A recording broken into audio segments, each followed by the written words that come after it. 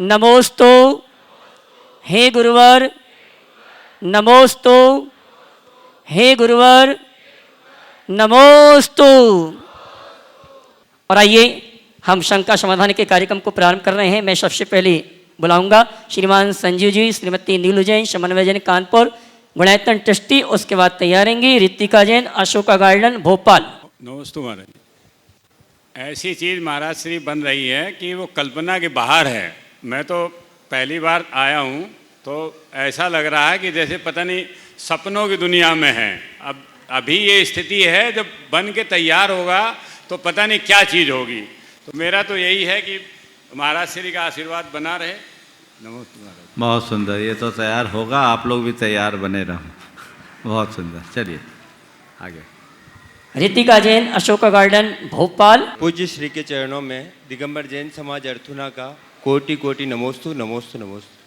गुरुदेव, अभिषेक के समय मंत्र उच्चारण होने के बाद पूरा अभिषेक कर लिया, उसके बाद जल धारा के साथ ये भावना भाई जाए, हे प्रभु, आपने अब तक की जो कृपा मुझ पर बनाई रखी है वही संपूर्ण विश्व पर भी बनी रहे, तो यह अनुकूल रहेगा या उस श्रावक के प्रतिकूल रहेगा? अच्छा है ना, ये तो सारे संसार की मंगल कामना और ऐसा होना ही चाहिए। बहुत बढ़िया। वैसे कहा जाता है कि भगवान से कुछ मांगा नहीं जाता। मांगना नहीं है, पर लोक मंगल की कामना तो करते ही। हम लोग रोज पूजन के बाद क्या कहते हैं? होवे सारी प्रजा को शुभ, बोलते हैं ना।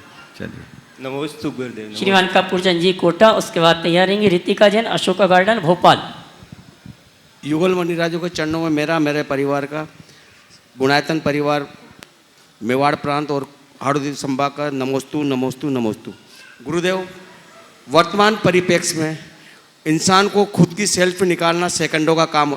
वर्तमान परिप्रेक्ष्य में इंसान को खुद की सेल्फ निकालना सेकंडों का काम है।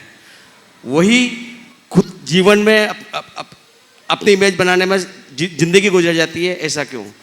इंसान को अपनी इमेज बनाने में जिंदगी गुजर जाती है, ऐसा क्यों? इमेज बनाने में जिंदगी गुजर जाती है और सेल्फी निकालने में सेकंडों का काम होता है। आपने पूछा ऐसा क्यों? मैं तो इतना ही जानता हूँ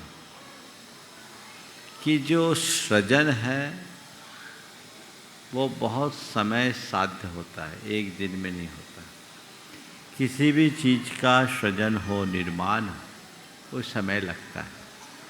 मिट्टी को घड़ा का रूप लेने में उसे पकना पड़ता है, पर सजित व्यक्ति या वस्तु का उपयोग करना फिर आम हो जाता है। व्यक्ति अपनी सेल्फी निकाल रहा है, यानी अपनी छवि को देख रहा है, पर उसे ये समझना चाहिए कि ये जो मेरी सेल्फी है बाहरी है, जो एक पल में हो सकती है, पर मेरे अंदर का जो माई सेल्फ है उस व्यक्तित्व को निखारने में मुझे पूरा जीवन लगता है। तो ये जो मैं सेल्फी ले रहा हूँ वो मैं हूँ, या जो ये निकाल रहा वो मैं हूँ, उसे पहचानने की ज़रूरत। अंदर के उस तत्व को पहचानो और अपने उस व्यक्तित्व का मूल्य समझो, जिसे निखारने में हमने अपने पूरे जीवन को होमा है, तब कुछ लाभ। नमोस्तु गुरुदेव, नमोस्तु गुरुदेव, नमोस्तु गुरुदेव। रितिका जैन, अशोका गार्डन भोपाल। उसके बाद तैयार रहेंगे प्रियांश जैन, जावर, जिला सीहोर।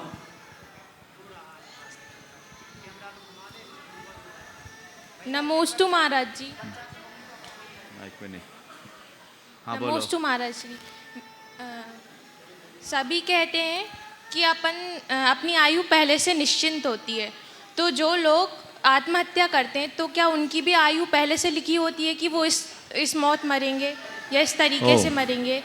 देखो, किसी की आयु निर्धारित तो होती है, लेकिन इसका अर्थ ये कदापि नहीं है कि जितनी निर्धारित होती है उतना ही हम जिए। हमारी, आपकी, सबकी आयु निर्धारित हम लेकर आए, लेकिन जितनी आयु लेकर आए उसको हम बीच में भी खपा सकते हैं। असमय में होने वाली मृत्यु को अकाल मृत्यु कहा जाता है, समझ गए? जैसे एक दिए में तेल भरा, लबालब भरा दिया 2 घंटा, 4 घंटा, 6 घंटा जलेगा, जो उसकी सीमा है। लेकिन उसकी बत्ती अगर भभकने लगे तो जल्दी जलेगा कि नहीं? तेल जल्दी जलेगा? जलेगा? दूसरा उदाहरण दे देता हूँ, पर शायद तुम लोगों को पता नहीं, क्योंकि उस युग में तुम लोग जिए नहीं। पेट्रोमैक्स होता था। पेट्रोमैक्स देखा है कभी? नहीं देखा। अब हाईटेक बच्चे क्या देखेंगे? गैस बत्ती जिसको बोलते हैं, नहीं देखा होगा। हाँ, चलो तुम्हारे गैस का उदाहरण दे देता हूँ। गैस तो रोज़ यूज करते हो। गैस में जो सिलेंडर होती है, उसमें जो गैस होती है लगभग कितना, 15 लीटर होती है सर? हाँ, कितना लीटर होता है? 14 लीटर। 14 लीटर गैस होती है। एक गैस का सिलेंडर है 14 लीटर। वो 14 लीटर गैस कितने घंटे जलेगी ये लगभग तय है। लेकिन गैस की बर्नर लीक करने लगे तो जल्दी खत्म हो जाएगी। 14 मिनट में भी खत्म हो सकती है। हाँ। और टंकी बस्ट हो जाए तो पूरी खत्म हो जाएगी। कितनी देर में? 2-3 मिनट। तो वो गैस तो निर्धारित थी 14 लीटर, उसको 14 दिन चलना था, 14 सेकेंड में क्यों चले गई? क्योंकि वो लीक हो गई, टंकी बस्ट हो गई ना। तो हमारा शरीर, हम जितनी आयु लेकर आए हैं सामान्य स्थिति में उतना ही हम जीते। लेकिन यदि कोई दुर्घटना घट जाए, एक्सीडेंट हो जाए, कुछ हो जाए, तो हमें असमय में भी जाना पड़ सकता है। पर यह तय मानना, हम आयु को भोग करके ही इस दुनिया में जाएंगे, आयु के रहते नहीं जा सकते। समझ गए? वो गैस जल्दी जल गई, समझ गए ना? इसी को बोलते हैं अकाल मरण। तो इस तरह की दुर्घटनाओं में जो भी मृत्यु होती है वो अकाल मृत्यु कही जाती है। नमोस्तु मार। हाँ, अगला नाम प्रियांश जैन जावर। गुरुदेव के चरणों में मेरा व मेरे परिवार की ओर से और सकल दिगंबर जैन समाज जावर की ओर से त्रयी बार नमोस्तु। गुरुदेव, मेरा प्रश्न ये है कि जब भी हमारे यहाँ श्री जी की शोभा यात्रा निकलती है तो कई जगह पर रथ में इंद्र इंद्राणियों को बोली लगाकर जोड़े से बिठाया जाता है, तो वहाँ जैसे महिलाएं उसमें रथ में बैठती है तो क्या उचित है? उसमें कोई दोष लगता है? देखिए, महिलाओं को रथ में बिठाया जाता है तो श्री जी के साथ नहीं बिठाया जाता। 3 मंजिल का रथ रहता, कहाँ बिठाते हैं? नीचे बिठाते, ऊपर? आगे से बाहर तरफ। उनका जो स्थान है उसमें बिठा सकते हैं, श्री जी के रथ में आगे, जहाँ उनका स्थान है। चलो, नमोस्तु गुरुदेव। आगे कमल हड्डी कर्नाटक। परम पूज्य आचार्य श्री विद्यासागर महाराज जी के चरणों में नमस्ते करते हुए वेदिक के ऊपर प्रमाण सागर महाराज जी, आराध सागर महाराज जी के चरणों में नमस्ते करते हुए, महाराज जी, मेरा शंका यह है, शास्त्र में कई जगह पर लिखा हुआ भी है, एक बार सम्यक शिक्षित दर्शन करने पर वो आत्मा 39 भाव में मुक्ति पाएगा, ऐसा लिखा है। ये कैसे संभव है हमारे साथ? देखिए, ये सब बातें लिखी है, पर ये अर्वाचीन कथन है, बहुत प्राचीन ग्रंथों में ऐसा उल्लेख नहीं है। ये बात तय है कि सम्यक शिखर की अचिंत्य महिमा है, और यहाँ की वंदना का जिन्हें सौभाग्य मिलता है वे महान भाग्यशाली होते हैं। आप जितने लोग यहाँ उपस्थित हैं वे सब उन्हीं भाग्यशालियों में शामिल हों जिनको सम्यक शिखर जी की वंदना का सौभाग्य मिला। एक बार बंदे जो कोई ताहे नरक पशु गति नहीं होई की उक्ति इसी बात का जीवंत प्रमाण है। लेकिन 49 भाव में, 49 भाव की बात है, कहीं 40 भाव, शायद सम्यक शिखर महात्म्य में ऐसा उल्लेख, मोक्ष हो ही जाए, ये बात पूरी तरह से प्राचीन आगमों से मेल नहीं खाती। और यदि ऐसा है तो फिर हमें ये मानना पड़ेगा कि सम्यक शिखर जी की जिसने भी वंदना कर ली सब भव्य जीव है। पर इसको समझना मत। पर मैं इतना ही कहूँगा, मोक्ष मिले या न मिले, मेरी बात को थोड़ा ध्यान से सुनना। सम्मेद शिखर जी की वंदना करने वाले को मोक्ष मिले या न मिले, भाव सहित वंदना करने वाले को मोक्ष मार्ग जरूर मिल जाएगा। और जिसको मोक्ष मार्ग मिलेगा, मोक्ष तो उसे ही मिलेगा ना। तो मैं अभी आप सबसे एक कहता हूँ, मोक्ष के लिए सम्मेद शिखर की वंदना मत करो, मोक्ष मार्ग के लिए वंदना करो, मोक्ष आपो आप मिल जाएगा। सिद्धि के लिए यहाँ की वंदना मत करो, शुद्धि के लिए वंदना करो, सिद्धि अपने आप हो जाएगी। हमारा वही लक्ष्य होना चाहिए। बहुत अच्छा सवाल आपने पूछा है। भट्टारक जी ने पिछले 2 दिनों से यहाँ है और बहुत अच्छी भावना लेकर यहाँ आए हैं वंदना के। सबके अंदर ऐसे ही भाव वृद्धिंगत होते रहे और सम्मेद शिखर की महिमा को जानते हुए अपने जीवन में पवित्रता घटित करे, जिससे हमारा जीवन धन्य।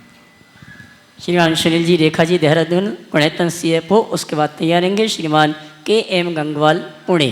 दोनों गुरुदेव के चरणों में मेरा बारंबार नमोस्तु नमोस्तु नमोस्तु।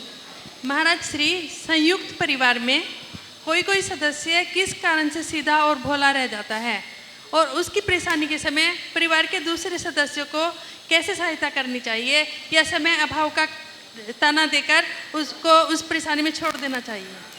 मतलब संयुक्त परिवार में जो लोग भोलेपन से जीते हैं, कोई सदस्य भोला रह जाता है हाँ, तो दूसरे सदस्यों को उसकी क्या सहायता करनी चाहिए? देखिए, जो भोला है उसके प्रति हमें और केयरफुल होना चाहिए।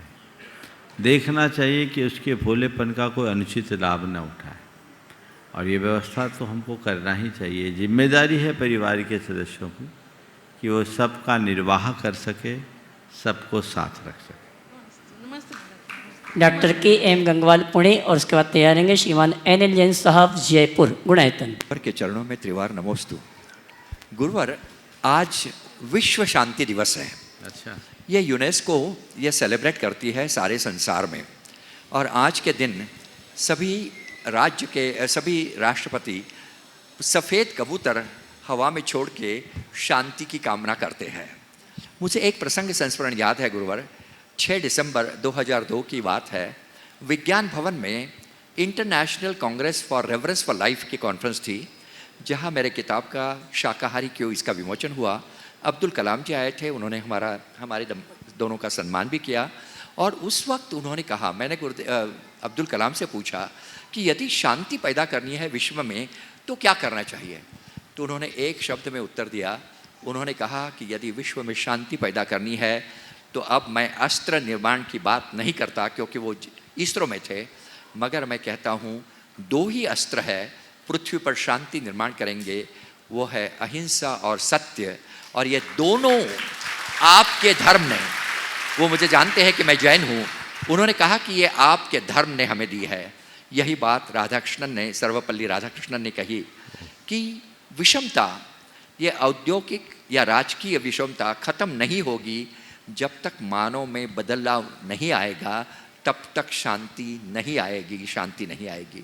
गुरुवर, आपका चिंतन बहुत ही गहरा रहता है। मैं चाहता हूँ कि विश्व में शांति के लिए और क्या होना चाहिए। देखिए, कबूतरों को उड़ाने से शांति नहीं आएगी, कबूतरबाजी मिटाने से शांति आएगी। आज दुनिया में जिस तरह की बातें हैं वो बड़ी हास्यास्पद है। लोक में बातें शांति की जाती है और तैयारियां युद्ध की जाती है।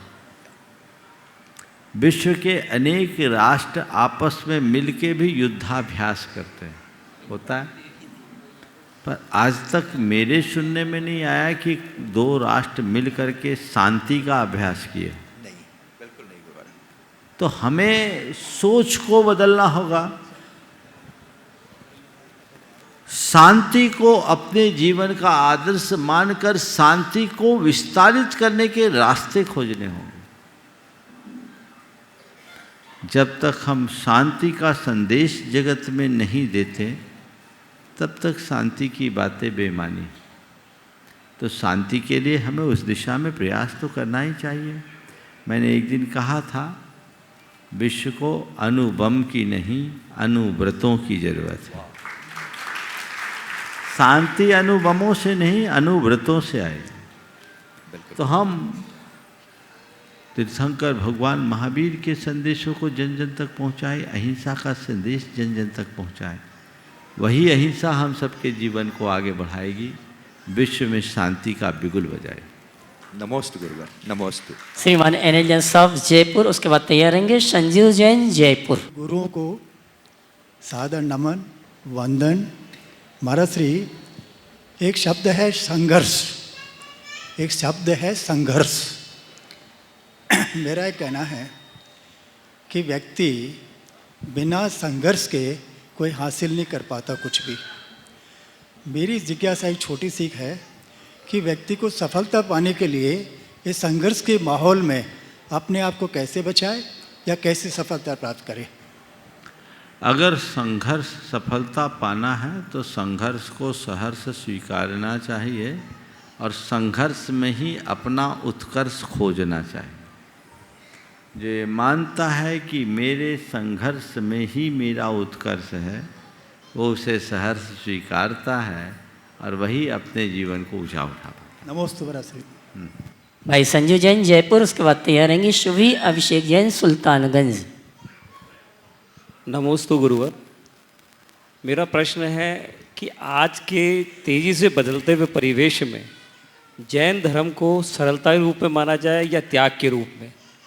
आज का जो समय है जो तेज़ी से बदल रहा है, उसमें जैन धर्म को सरलता के रूप में माना जाए या त्याग के रूप में? क्योंकि या इन दोनों के बीच में कोई आपस में सामंजस्य बिछाया जाए। जैन धर्म को समझ लो तो जितना सरल जैन धर्म है उतना कोई धर्म ही नहीं। बोलो, तुम हिंसा करके सरलता से जी सकते हो या अहिंसा में? बोलो, तुम झूठ बोल के निश्चिंत रह सकते हो कि सत्य बोल के? तुम चोरी करके खुश रह सकते हो या ईमानदार बनकर? तुम कुछ व्यभिचार करने वाला निश्चिंत रह सकता है या सदाचारी? लालची आदमी जिंदगी में आराम से जीता है या संतोषी?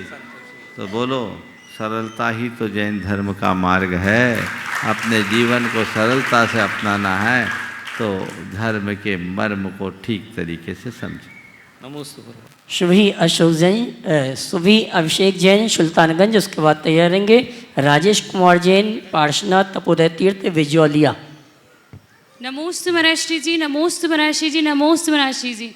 पट्टा वाले परिवार और तिलंग वाले परिवार की तरफ से त्रिवार नमोस्तु महाराष्ट्री जी।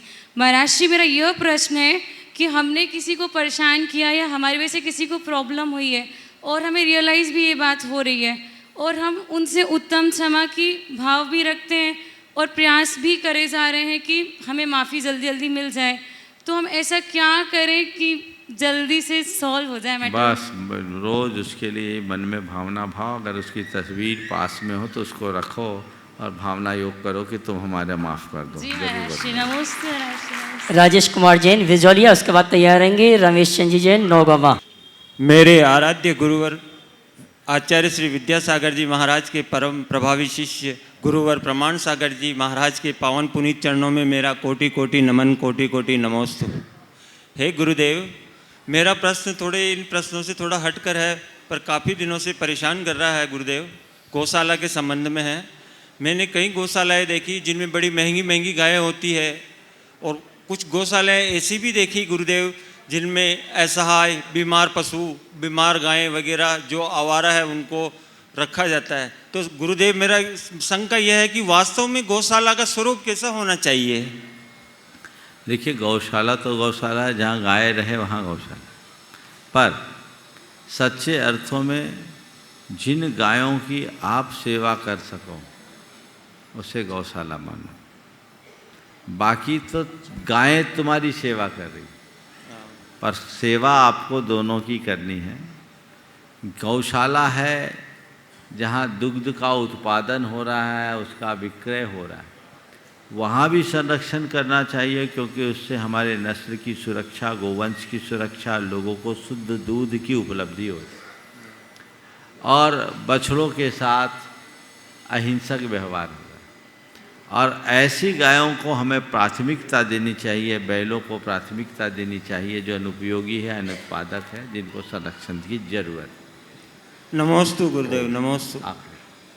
ओम। रमेश चंद जी जैन नौगामा, उसके बाद रिनी जैन गाडरवारा।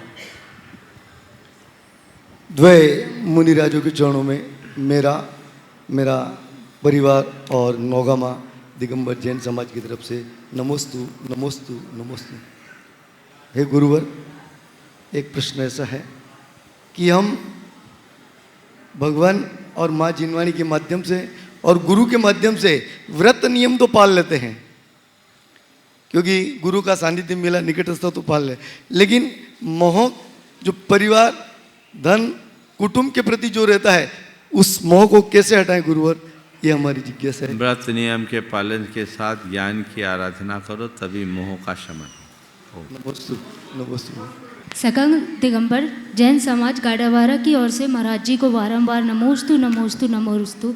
महाराज जी, मेरा प्रश्न यह है कि मंदिर जी में हमें पूजा अभिषेक से पहले, अभिषेक शांति धारा के पहले कि अभिषेक शांति धारा के बाद, अभी कुछ दिन पहले पर्युषण पर्व निकले, उसमें कई महिलाओं को हमने देखा कि वह अभिषेक के पहले पूजा करना चालू कर देती हैं। उसके बाद जैसे ही अभिषेक चालू हुआ, हमारे यहाँ पर 2 मंदिर हैं, तो अपनी पूजा छोड़कर अभिषेक देखने चले गए। फिर उस मंदिर में ये सब चीज़ें अवस्थानुरूप करना चाहिए। जब अभिषेक देर से हो रहा है तो अपनी सुविधा अनुसार कर सकते हैं। चलिए।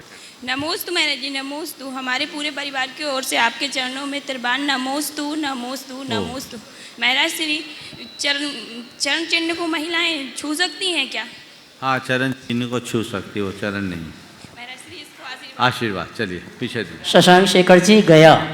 महाराज जी नमोस्तु। आगे आ जाओ, बस ठीक। हाँ महाराज जी, मैं एक अपराध बोध और द्वंद्व में हमेशा जीता हूँ, और कई लोग टोकते हैं कि गायों को तो पकड़ लिया, कभी कभी गौशालाओं में व्यवस्था अच्छी नहीं होती है तो कुछ गायें मर जाती हैं वहाँ, तो बार बार प्रशासनिक लोगों के द्वारा, समाज के लोगों के द्वारा, कभी कभी अपने लोगों के द्वारा भी टोका जाता है कि इससे अच्छा तो कटने देना चाहिए था। तो महाराज जी, अपने मन में तो होता है कि चलो कट जाएंगी तुरंत, तो अभी तो बच गई, फिर व्यवस्था करेंगे, लेकिन कई बार नहीं हो पाता है।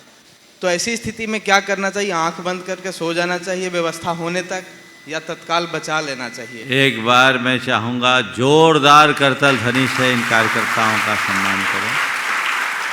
ये ऐसे लोग हैं जो अपनी जान हथेली पे रखकर गोवंश की रक्षा में तत्पर रहते हैं। पिछले अनेक वर्षों से ये लोग अपने अभियान में लगे हैं। ऐसे लोगों, ऐसे कर्मठ लोग बहुत मुश्किल से मिलते हैं। तुम जो प्रयास कर रहे हो निश्चित सराहनीय नहीं, अनुकरणीय प्रयास है, औरों को भी करना चाहिए। जहाँ तक गोवंश के संरक्षण का सवाल है, हमें संरक्षण का भरपूर प्रयास करना चाहिए, पर साधन सीमित होते हैं, उसके अनुरूप ही करें। पर मैं तो ये कह रहा हूँ कि तुम 1 घंटे के लिए भी किसी के प्राण बचाए तो तुम्हारा नाम बचाने वालों में है, मारने वालों में। जो लोग ये कहते इससे अच्छा तो कट जाने देना था, वो तो महान कसाई हैं। ये भाव कल्पना में भी कट जाने देना था। अरे अपनी सारी प्राथमिकताओं को छोड़कर उन्हें हमें बचाने का यत्न करना था। हम बचा ना पाए इसका अफसोस होना चाहिए, लेकिन हम बचा नहीं पा रहे, इसलिए आँख नहीं मूंदना। भावना भाव भगवान से रोज प्रार्थना करो, हे भगवान मुझे इतना समर्थ बना दो कि कोई भी गोवंश बच न कट ना पाए, हम जिनको भी शरण दें उन्हें संभाल पाएँ, ये भाव रखना चाहिए।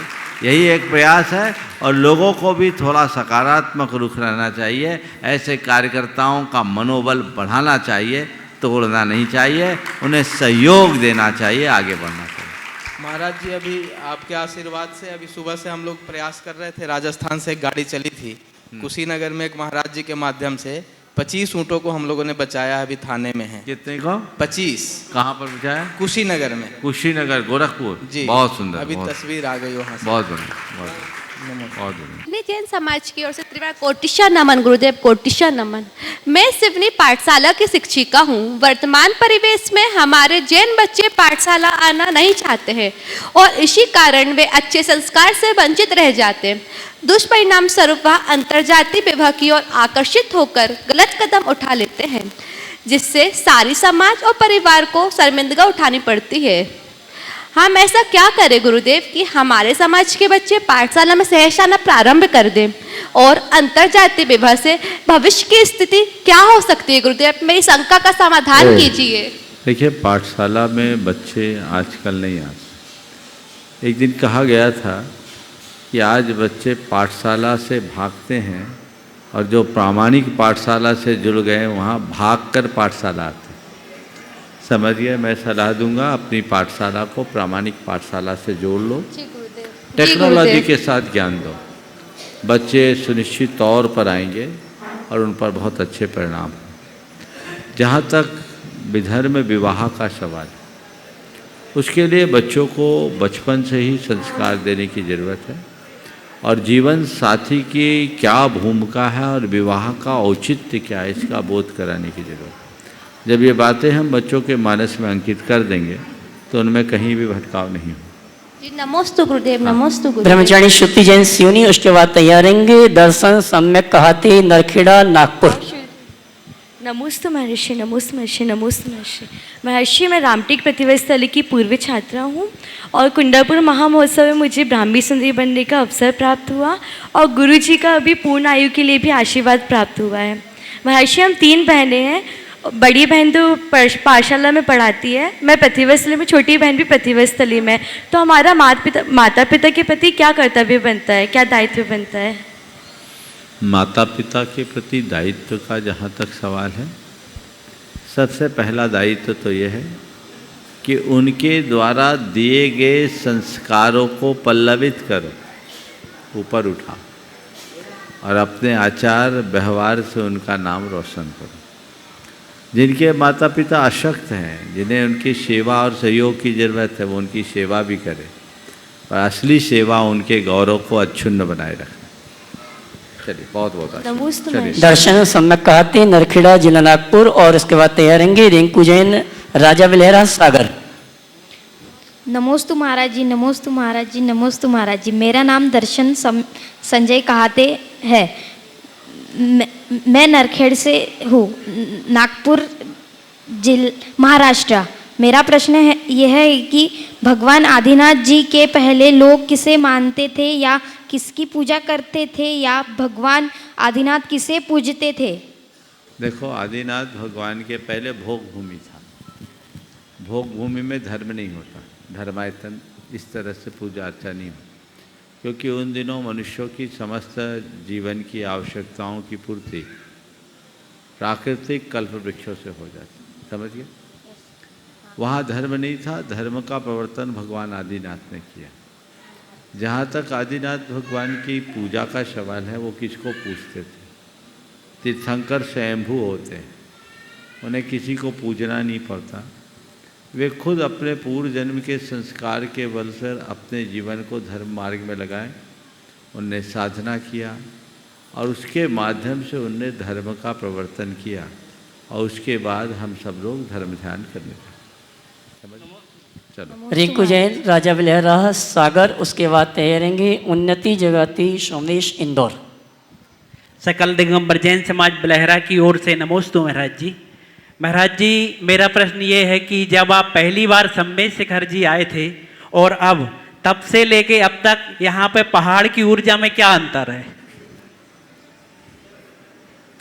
मैंने उस दृष्टि से देखने की कभी कोशिश नहीं की, पर मैं तो इतना जानता हूँ कि जब हम पहली बार यहाँ आए थे तब ऐसा लगता था कि किसी गांव की गंदी गली में आए हैं, अब आते हैं तो ऐसा लगता है किसी तीर्थ में आए। उस समय पर्वत की बात तो मैं नहीं करता, पर यहाँ नीचे घोर अव्यवस्थाएं थी। मचमचाती गंदगी में लोग चलते थे, न नालियाँ थी, न सड़क थे, न लोगों को रहने के ज़्यादा संसाधन थे। उस समय उतने लोग भी नहीं आते थे। मुझे याद है जब 2005 में मैं यहाँ होली पे था तो तेरापंथी में दैलानों में कनातें लगी थी, लोग उसमें रहते थे। अब बड़ा परिवर्तन आ गया है, हजारों कमरे और धर्मशाला बन गए हैं और लोग आराम से रह रहे हैं। उनकी सुविधाएं बढ़ी, यात्रियों की सुविधाएं बढ़ती है तो यात्रियों की संख्या बढ़ती है। ये इतना बड़ा तीर्थ क्षेत्र है जहाँ आने की इच्छा हर किसी को होती है। तो एक बार वंदना करने के लिए आने वालों को नीचे आधारभूत सुविधाएं बहुत ज़रूरी है। अगर नीचे वो सुविधाएं नहीं होगी तो ऊपर व्यवस्था नहीं बनती। तो नीचे की सुविधाएं ये विकसित हुई है, यात्रियों की संख्या भी बहुगुणित हुई है। ऊर्जा का सवाल है तो यहाँ की ऊर्जा तो अविच्छिन्न है। मैंने उसमें देखा नहीं कि बढ़ी या घटी, मैं तो अपने आप को ऊर्जावान महसूस करता हूँ और ये महसूस करता हूँ कि जब मेरी ऊर्जा बढ़ी है तो सबकी ऊर्जा बढ़ेगी। उन्नति श्रमेश जगाती इंदौर, उसके बाद तैयार रहेंगी तनु जैन श्री जी परिवार नेहरू नगर। नमोस्तु महाराज जी। महाराज जी, मैं पिछले 3 दिनों से आपके मैनेजमेंट टेक्निक को ऑब्जर्व कर रहा हूँ, चाहे वो कठिनचर्या हो, गुणायतन का काम हो, उसके सामने शंका समाधान का तुरंत सटीक आंसर। आपके अंदर 100 से ज़्यादा मैनेजर की स्किल है। मैं एक कंपनी में मैनेजर हूँ, MBA करने के बाद भी ये टेक्निक अप्लाई नहीं कर पाता हूँ। कई बार ऐसा होता है कि मैं कई विषम परिस्थितियों में अपना जो करने का तरीका है वो भूल जाता हूँ। तो महाराज जी, ऐसे हम अपने आप में कैसे ये टेक्निक विस्तार करें अपने आप? देखिए, मैनेजमेंट आजकल एक बड़ा आम शब्द हो गया। अपने आप को मैनेज करो तो सब मैनेजमेंट हो जाएगा। जब हम खुद ही मैनेज नहीं होंगे तो औरों को मैनेज कैसे करेंगे? समझ गए? हमारे गुरुदेव का एक बहुत अच्छा वाक्य है, निज पर शासन फिर अनुशासन। क्या बोल रहा हूँ? निज पर शासन फिर अनुशासन। ठीक है, तो निज पर शासन होना चाहिए। समझ गए? अगर हम अपनी भावनाओं पर नियंत्रण रखने की क्षमता विकसित कर ले और अपने लक्ष्य को सामने रखते हुए अपनी प्राथमिकताएं सामने रखे सुनिश्चित करें तो हमें कहीं कठिनाई का अनुभव नहीं होता। समझ गए? सब चीज़ें मैनेज हो जाती। कोशिश ये करना चाहिए कि हमारी शक्ति, क्षमता और संसाधन का अधिक से अधिक लाभ हो। समझ गए? तो उस तरीके का प्रयास होता है और लोग कर भी लेते हैं, आनंदित होते हैं। यही मनुष्य की कुशलता है। कभी खिन्न मत हो, कभी क्षुब्ध मत हो। जो इस कार्य का दायित्व मेरे कंधों पर है उसे मुझे ही करना है। मैंने जो जिम्मेदारी ली है मुझे उसे पूरा करना है। मैंने जो बीड़ा उठाया है उसे पार लगाना है। ये अंदर भाव होना चाहिए, तो अपने आप सब चीज़ें सहज भाव से होने लगती। ठीक है। तनु जैन श्री परिवार उन्नति भी पूछेगी। नमोस्तु महाराज जी, नमोस्तु। ओ महाराज जी, कहा जाता है कि शाहजहाँ ने जब ताजमहल बनवाया था तो बनवाने वाले सारे नक्काशीदारों के हाथ कटवा दिए थे ताकि ऐसी कोई दूसरी प्रतिकृति ना बने। महाराज जी, ये जस्ट बाजू में जो गुणायतन बना है महाराज जी, उसकी एक बारीक से बारीक नक्काशी महाराज जी इसका भविष्य बताती है कि शायद अगले 7 वंडर्स ऑफ वर्ल्ड में शायद ये गुणायतन भी शामिल हो सकता है। महाराज जी, इतना बारीक काम, इतनी बारीक नक्काशी जो भारतीय संस्कृति के हर एक पक्ष को बता रही है, महाराज जी क्या ये भविष्य हो सकता है कि ये भी 7 वंडर ऑफ वर्ल्ड में शामिल होगा? मुझे नहीं मालूम कि आगे 7 वंडर ऑफ वर्ल्ड में आए या ना आए, पर मैं इस बात को लेकर आश्वस्त हूँ कि यहाँ आने वाले लोगों के जीवन का भ्रम जरूर टूटेगा, उनके जीवन की दिशा बदलेगी, दशा बदलेगी। जहाँ तक शाहजहाँ ने हाथ काटवाया, मैं समझता हूँ ये भारत की संस्कृति के विरुद्ध है। हमारी संस्कृति तो कहती है कला को उभरने दो, खिलने दो। अगर हमारे पास बस हो तो हम उनके 100 हाथ और लगवा दें कि ऐसे एक नहीं 1000 मंदिर बने। अच्छी चीज़ें और फैलनी चाहिए, समझ गए। और धार्मिक कार्यों के संदर्भ में एक बात मैं कहता हूँ, हमारा मन थोड़ा उदार होना चाहिए। हमारी कृति सर्वश्रेष्ठ हो ये भाव तो होना ही चाहिए, अद्वितीय हो ये भाव भी होना चाहिए, पर मेरी कृति ही सर्वश्रेष्ठ हो ये भाव नहीं होना चाहिए। लोग प्रेरणा लेके इससे भी अच्छा मंदिर बनाए, और बने हुए भी आज भी बड़े बाबा का मंदिर इतना विशाल भव्य मंदिर है, वो आज देख करके लोग हतप्रभ हो जाते हैं। तो ये ठीक है, आप लोग अपनी भक्ति के वशीभूत होकर कुछ ज़्यादा कह देती हों, लेकिन मैं ये कहता हूँ मंदिर का आकर्षण तब तक सार्थक नहीं है जब तक हम भगवान से आकर्षित ना हों। हमारा लक्ष्य केवल मंदिर के प्रति आकर्षित होने का नहीं, भगवान से जुड़ने का होना चाहिए, भगवान से आकर्षित होने का होना चाहिए। तनुश्री श्रीजी परिवार, नेहरू नगर, भोपाल। नमोस्तु महर्षि। महर्षि, हमारे धर्म में बोला जाता है कि किसी के प्रति ईर्ष्या जलन के भाव नहीं रखना चाहिए, लेकिन सबसे ज़्यादा आजकल यही हो रहा है, घर में, रिश्तेदारी में, समाज में सब एक दूसरे के प्रति बहुत ईर्ष्या जलन के भाव रखते हैं। तो उसके हो रहा है, इसीलिए तो कहते नहीं रखना चाहिए। पर जैसे अभी देखो कोविड हुआ ना, जब, अब तो अच्छा है कि महामारी दूर हो गई, लेकिन जब कोविड हुआ तो वायरस फैलता था ना, लोग कहते थे इनसे बच के रहो, बच के रहो, बच के रहो, पर बचने वाले भी कहीं ना कहीं से लपेटे में आ गए, है ना। ऐसे ही अंदर का वायरस है जो कहीं ना कहीं से लपेटे में आ जाता।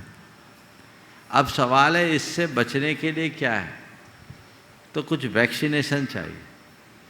जिनने वैक्सीनेशन करा लिया वे इस वायरस से बच रहे हैं, अब कुछ नहीं हो रहा है। तो हम आपको वैक्सीन बताते हैं ईर्ष्या, जलन, कुड़न, डाह की बीमारी से बचने के। समझ गया? बता दूं?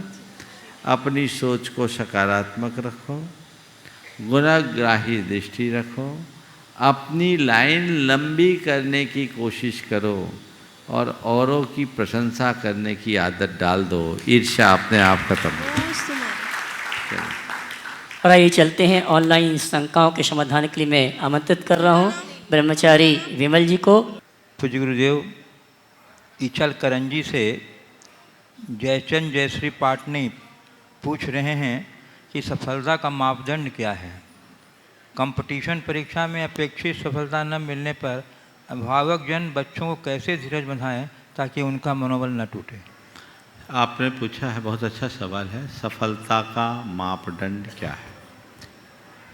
अप्रतियोगी परीक्षाओं में वांछित सफलता न मिलने पर अभिभावकों को, अभिभावक बच्चों को कैसे धीरज बंधाएं ताकि उनका अभिभावक बच्चों को कैसे धीरज बंधाएं। देखिए, सबसे पहले सफलता के मानदंड को समझने से पूर्व सफलता का अर्थ समझना चाहिए। सफलता का अर्थ क्या है? किसी निर्धारित लक्ष्य को प्राप्त कर लेना सफलता है। जिस व्यक्ति का जो लक्ष्य है उसे जिसने पाया वो उसको अपने आप को सफल मानता है ना। इसकी शुरुआत तो होती है, एक बच्चे का अच्छे स्कूल में एडमिशन हो जाए तो अपने आप को सफल मानता है। फिर प्रतियोगी परीक्षाओं में उत्तीर्ण हो जाए, उसका सिलेक्शन हो जाए तो इसमें सफलता है। पढ़ाई पूरी हो जाए, जॉब मिल जाए तो उसमें सफलता है। सफलता के अर्थ रोज बदलते हैं, क्योंकि तुम्हारी सफलता किसी एक लक्ष्य विशेष को लेकर के जुड़ी है, पर तुम्हारे एक विडंबना है कि रोज लक्ष्य बदलते हैं तो सफलता के अर्थ बदल जाते हैं। आपने पूछा सफलता का मानदंड क्या होना चाहिए। मैं कहूँगा कि व्यक्ति को सही लक्ष्य बनाना चाहिए और उसके अनुरूप पुरुषार्थ जगाना चाहिए।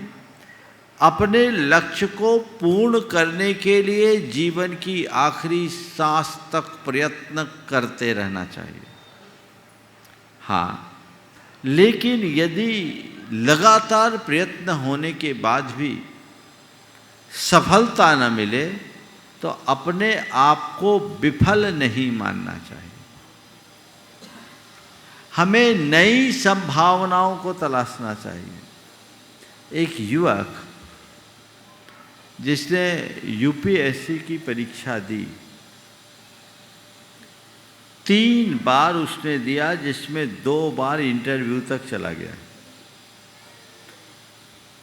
उसका चयन नहीं हो सका। वो हार सा गया कि बस मेरे हाथ में सफलता है ही नहीं, अपने आप को विफल मानने लगा। मेरे पास आया, बड़ा मायूस सा हाल, चेहरा एकदम बुझा बुझा, अपना हाथ मेरी ओर बढ़ाते हुए कहा, महाराज मेरे भाग्य में सुख है कि नहीं। मैंने उसकी तरफ देखा और कहा, तुम जैसे तेजस्वी युवा को दूसरों के आगे हाथ फैलाता देख मुझे बहुत लज्जा का अनुभव होता है। तुम युवा दूसरों के आगे हाथ फैला रहे हो कि मेरे भाग्य में सुख है कि नहीं। अरे तुम तो सुख के अक्षय निधि हो, भंडार है तुम्हारे भीतर, अपने भीतर झांको। मैंने उससे पूछा तो उसने बोला कि मैंने यूपीएससी दिया, मेरे पिताजी नहीं हैं, माँ ने वैधव्य की स्थिति में मेरा पालन पोषण किया, पढ़ाया लिखाया। अब मेरी हालत बहुत तंग है, मैं कुछ कर नहीं सकता। इतनी मेहनत करने के बाद भी मैं अब तक सफल नहीं हुआ, तो लगता है कि सफलता मेरे भाग्य में है ही नहीं। मैंने कहा, भाई तुम अपने आप को विफल क्यों मानते हो? आईएएस में लाखों बैठते हैं, उसमें हजारों निकलते हैं, और इंटरव्यू में तो कितने निकलते हैं? बोले जितनी सीट होती उससे 3 गुने। हम बोले 2 बार वहाँ तक पहुँच गए, उन लाखों से तो तुम श्रेष्ठ हो जो वहाँ तक नहीं पहुँच पाए। तुम अपने आप को विफल क्यों मानते हो? जो युवा, जो व्यक्ति यूपीएससी के इंटरव्यू तक पहुँच गया, वो इस देश के प्रतिभाशाली लोगों में एक है, और अपनी प्रतिभा के बल पर वहाँ पहुँचने वाला विफल नहीं हो सकता। तो अपने आप को विफल क्यों मानते हो? और ये सोचो कि कैरियर केवल आईएएस का नहीं होता।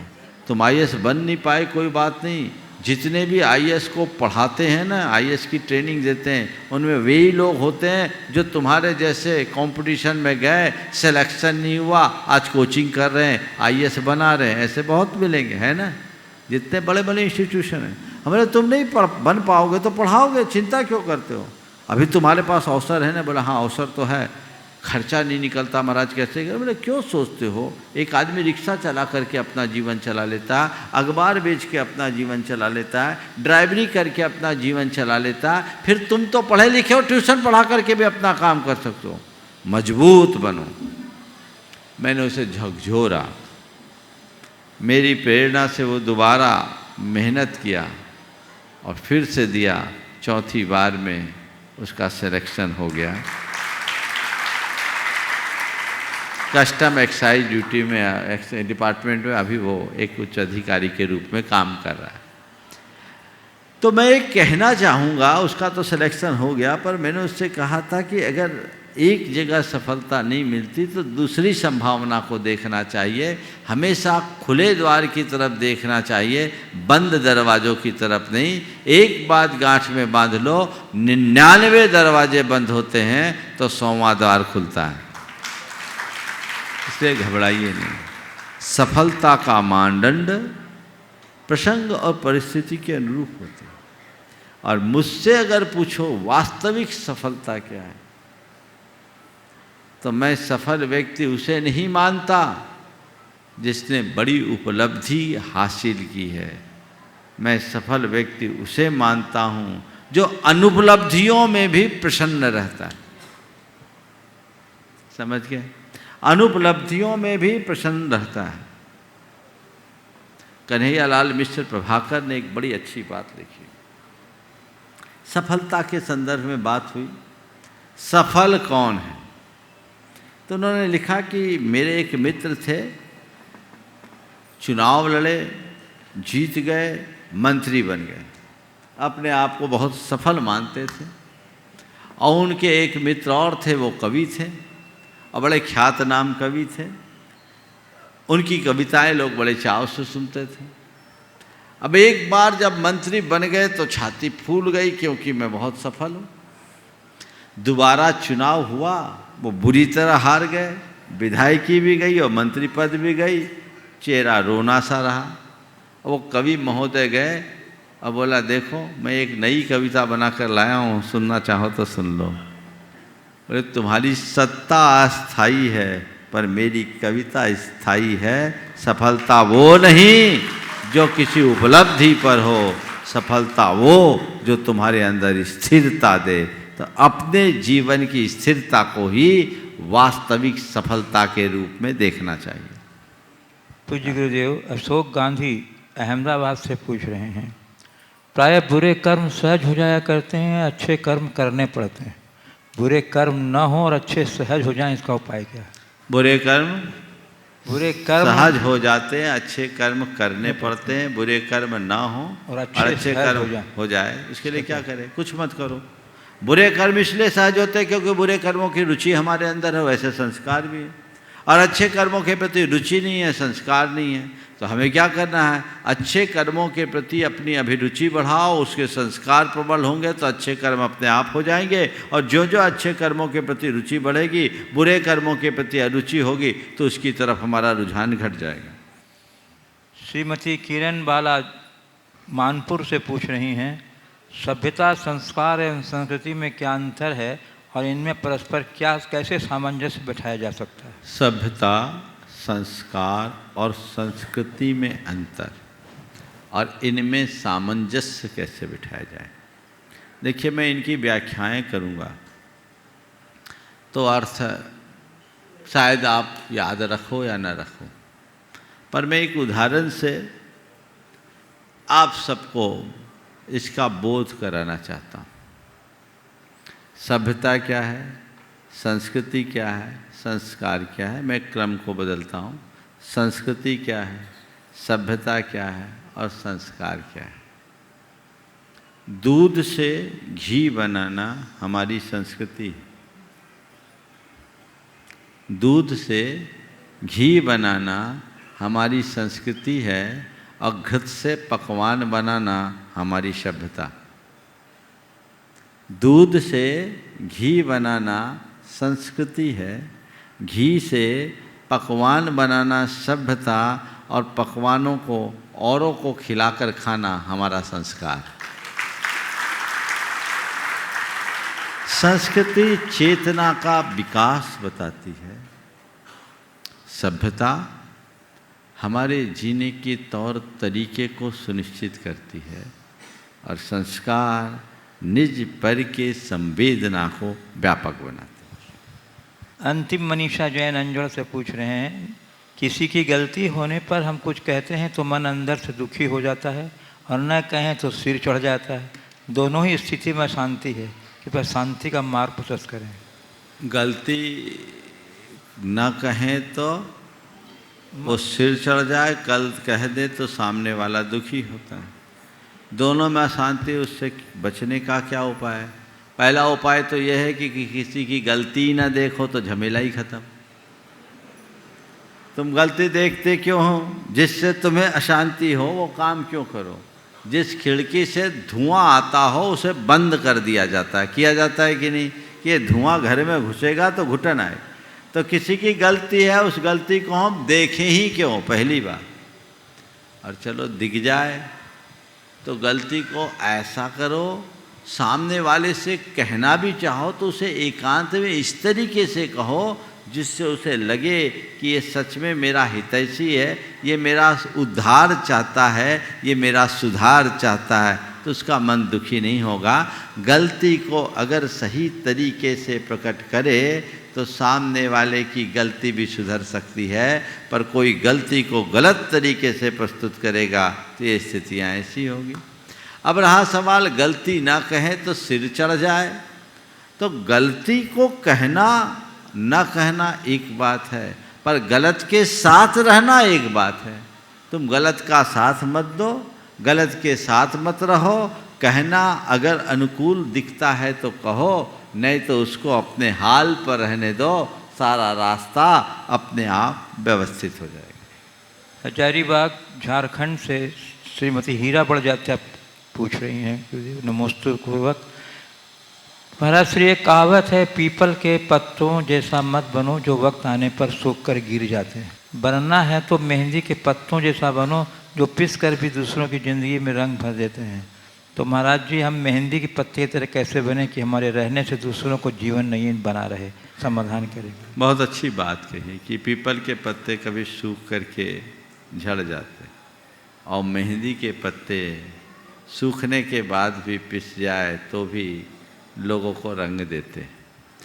आपने पूछा है कि हम मेहंदी के पत्ते की तरह कैसे बने, तो बस मैं इतना ही कहता हूँ, मेहंदी के पत्ते की तरह बनना चाहते हो तो मेहंदी की तरह लघु बनना सीख लो।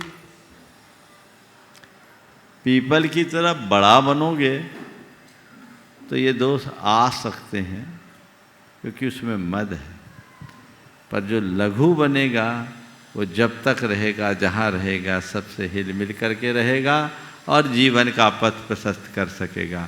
तो वो दृष्टि अपने अंतर मन में विकसित करे जिससे हमारा रास्ता प्रशस्त हो। इस प्रकार आज के इस सत्र को परम पूज्य गुरुदेव के चरणों में नमन अर्पित करते हुए यहीं पर विराम दे रहा हूँ। बोलिए परम पूज्य आचार्य गुरुवर श्री विद्यासागर जी महाराज।